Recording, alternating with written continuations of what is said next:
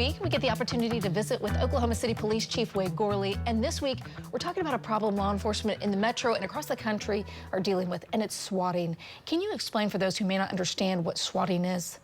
So this is something that's been around for a few years. I'm not really sure how it started, but we know it occurs in several different ways. So sometimes in the gaming world, someone will get mad and they'll be, talking over their video game headsets, and in the process of the game, they'll get mad and they'll think, well, this is a way I can get even. And so they'll call in a fake call to a house, a residence or a business where these are occurring. And then another thing they do as well is kind of like at schools and other things, is they do it to elicit fear.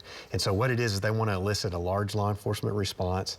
They want to cause problems maybe for the individual that they're setting up the swatting call on, or they want to put demand on the resources and put fear in places like schools and other things like that. But to be clear, when those calls come in, dispatch does not know that from any other call. Absolutely, and that's one of the things that we've started doing here is we are now aware, that these things are happening, and so we have analysts that when these calls come in, these analysts get on that immediately and try to start checking and doing things to try to verify, is this call realistic? What are the circumstances that are going on? But more importantly, we have to respond. But we also have to, a lot of times, temper our response to that. We don't want to go just rushing in and create a confrontation or something that isn't there. We don't want to do that. I know the most recent case that has made headlines down in Norman, not your jurisdiction, but they're all fairly similar. Can you talk a little bit about how these incidents put a strain on law enforcement resources? Sure. That night in particular, there were several agencies that were involved. We were actually involved down there. We had a small contingency of officers that went down there. Our helicopter was down there to assist as well. But you had state troopers, you had multiple law enforcement agencies that responded as a result of this. Now, fortunately, again, they didn't overreact or no one got hurt.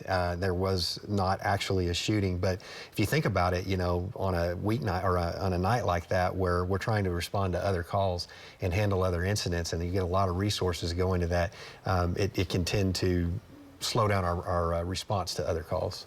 And in that case down in Norman, turns out the caller was from out of the country or at least out of the state. How does that complicate an investigation?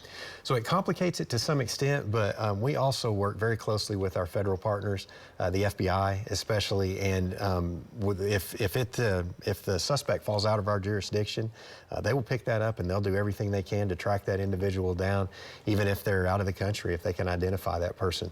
Sometimes it makes it harder because of technology today. You may not be able to narrow down, especially if it's in a foreign country.